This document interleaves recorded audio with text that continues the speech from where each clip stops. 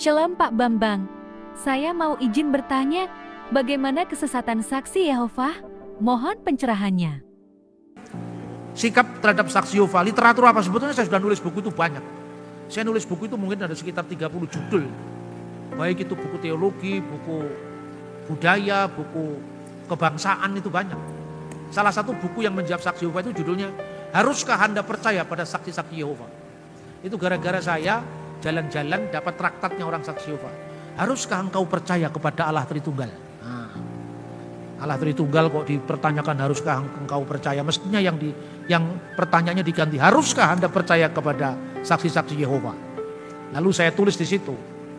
Gambarnya saksi Yehova tentang Yesus yang baru potong rambut saya pasang di situ. Kan Yesus rambutnya pendek kan? Saya pasang di situ. Lalu orang saksi Yehova membaca buku saya marah-marah. Pak Bambang itu kurang kreatif. Mengambil gambar aja gambar kami saksi Yehova. Itu dalam hati saya. Saya pasang gambar ini supaya orang menyangka ini buku saksi Yehova. Dan orang langsung baca buku saya. Tapi judulnya saksi-saksi Yehova saya perkecil. Supaya dianggap itu bukunya mereka dan dibaca. Kira-kira baru 2 halaman. Pasti mereka bertobat. Karena apa? Dia lihat literaturnya sudah langsung pusing itu. Itu ada 2 kemungkinan. Pertama saksi Yehova minder. Minder karena wah kalau gitu bener gak kesimpulan saya. Misalnya saya katakan. Lalu saksi Yehova bertanya, Yesus itu siapa? Yesus itu kalau Kristen ya Tuhan dan Allah. Kalau Tuhan is okay Pak. Jesus is my Lord. Seperti Lord Charles. Tuan tanah, Tuan takur itu kan Tuan Pak. Kalau Yesus Tuan Yesus oke lah. Tapi kalau Yesus itu God, masa ada ayatnya Pak? Kita membaca ayat. Firman itu bersama-sama dengan Allah dan firman itu Allah. Saksi Yehova nanya. Kalau Yohanes bersama-sama dengan Markus, apakah Markus adalah Yohanes? Ya bukan. Jadi kalau Yohanes bersama-sama Markus, Markus bukan Yohanes. Kalau firman bersama-sama dengan Allah, apakah firman itu adalah Allah Pak? Allah, saya jawab gitu dan saya ajari jawab Allah. Kenapa?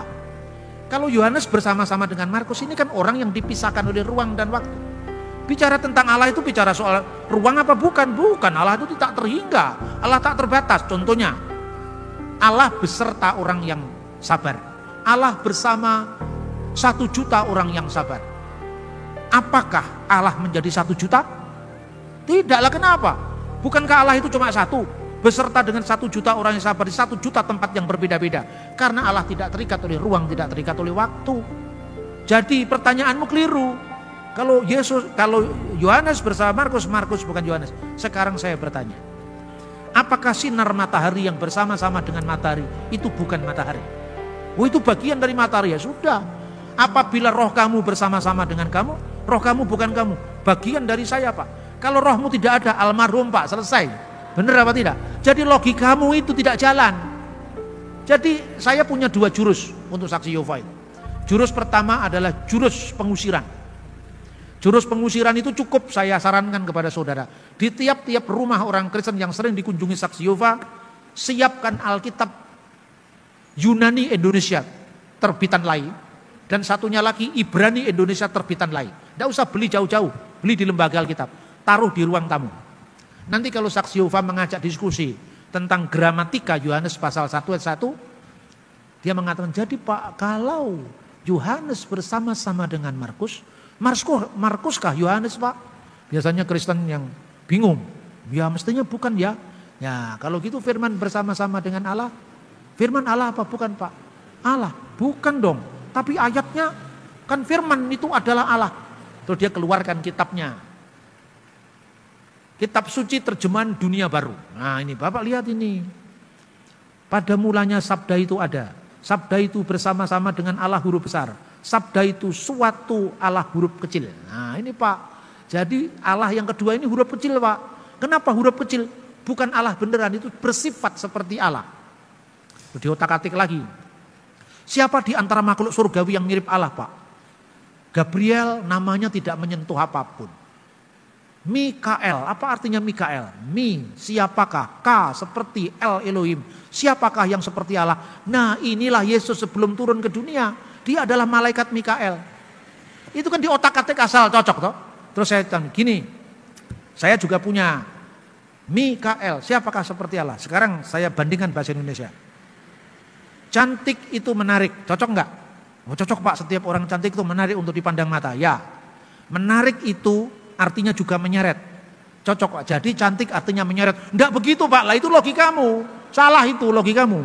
Nah itu latihan seperti itu. Kalau Anda tidak cukup untuk melakukan argumentasi secara teologis, cukup. Kenapa kamu terjemahkan firman itu suatu Allah huruf kecil? Begini Pak, di teks bahasa aslinya, kata yang diterjemahkan dengan Allah itu, kalau firman bersama-sama dengan Allah itu pakai kata sandang tetap. Tapi untuk firman adalah Allah tanpa kata sandang tetap. Coba sekarang kalau jemaat biasa diajak ngomong begitu, kira-kira nyambung apa tidak? Kan kelihatannya saksi Yehova ini paling pinter kan? Enggak, itu hanya ilmu yang dihafal. Makanya saya tunjukkan ini Alkitab bahasa Yunani, Indonesia Anda taruh di ruang tamu. Ketika dalam bahasa aslinya Pak, itu tidak ada kata sandang, langsung kamu buka. Tolong dianalisis teks aslinya, ini dalam bahasa Yunani, pasti dia pamitan. Itulah jurus pengusiran. Ya, tapi kalau jurus penobatan ajak cerita tadi. Kalau Yohanes bersama dengan Markus, Markus bukan Yohanes. Tapi kalau firman bersama Allah, firman harus Allah. Karena apa itu tadi? Allah itu keberadaan yang metafisik. Tidak bisa ini hitung dengan aspek ruang dan waktu. Ini mirip aja pertanyaan orang yang suka mengganggu kita itu. Orang Kristen itu paling bodoh di dunia. 1 tambah 1 tambah 1, masak dengan 1. Kan 3. Terus saya tanya, siapa yang nyuruh nambah? Kenapa tidak kamu kalikan? Coba 1 kali 1 kali 1, tetap 1. Kalaupun ditambah, Tuhan itu tak terhingga. Kalau 1 ditambah 1 kan 1 terhingga, 2 terhingga, 3 terhingga. Sekarang kamu tambahkan, tapi tak terhingga, tambah tak terhingga, tambah tak terhingga apa? Tak terhingga juga. Jadi salah metodologimu. 1, kedua. Ini ganti saya yang mengganggu. Apa keesaan Tuhan itu penting? Penting sekali Pak. Enggak terlalu penting itu. Jadi orang mengatakan keesaan Tuhan penting, saya ngomong enggak penting. Penting bagi manusia, tidak penting bagi Allah. Untuk apa? Ketika Tuhan menegaskan identitasnya, dia tidak mengatakan akulah Allah yang esa. Tidak ada ilah selain aku. Ketika Tuhan menegaskan identitasnya kepada Musa, aku adalah aku. Keberadaannya yang diungkapkan, bukan jumlahnya dulu. Ketika kemudian Tuhan sudah menyelamatkan bangsa Israel, ya kan ini contoh umat ini. Akulah Tuhan Allahmu yang membawa engkau keluar dari tanah Mesir dari tempat perbudakan. Baru kamu sudah ditolong oleh Tuhan. Sekarang apa balasanmu kepada Tuhan? Jangan ada ilah lain di hadapan hadiratku. Itu bentuk komitmen umat kepada Tuhan. Nah sekarang tarik mundur ke belakang. Sebelum ada umat Israel, sebelum ada manusia, sebelum ada malaikat, sebelum alam semesta, Tuhan dengan siapa? Tuhan sendiri Pak. Waktu tidak ada yang lain kecuali Tuhan, karena Tuhan belum menciptakan apa-apa. Apa butuh kata Maha Esa? Loh maksudnya Pak, yang lain belum ada, untuk apa 1 kalau tidak ada 2? Untuk apa 1 kalau tidak ada 3, 4, 5? Adanya 1 itu karena ada yang lain 2, 3, 4, 5. Benar apa tidak? Karena itu yang Maha Esa itu nggak terlalu penting. Bingung, pusing kepalanya. Makanya kita gunakan teologi yang kontekstualisasi kepada mereka-mereka yang suka mengganggu. Kalau teologi kontekstual untuk kaum adat itu lebih mudah. Orang dari hukum adat itu asal Anda beradat, itu Anda nggak jadi batu sandungan. Mereka tidak mengerti dan kita kasih pengertian.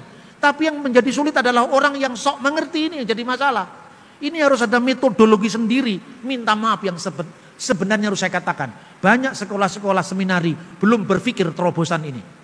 Apa yang saya pikirkan? Bagaimana komunikasi lintas agama, komunikasi lintas budaya, strategi komunikasi tidak menyakiti orang lain, tidak berperkara dengan orang lain, aman secara hukum, ramah secara budaya, namun tetap benar secara iman. Itulah konsep bersaksi tanpa melukai. Oke Pak Bambang, penjelasan Anda sangat mencerahkan dan menguatkan iman kami. Terima kasih, Tuhan Yesus memberkati.